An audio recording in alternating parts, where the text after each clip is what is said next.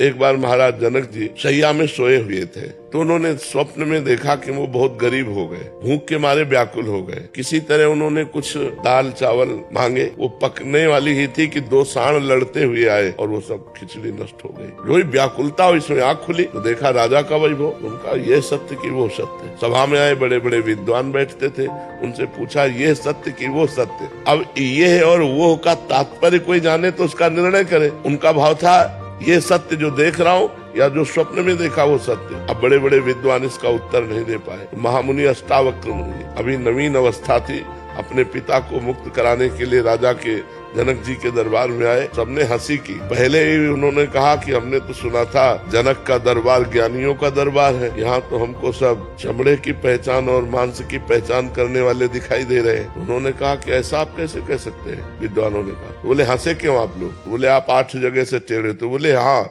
हमारे स्वरूप को देखा क्या?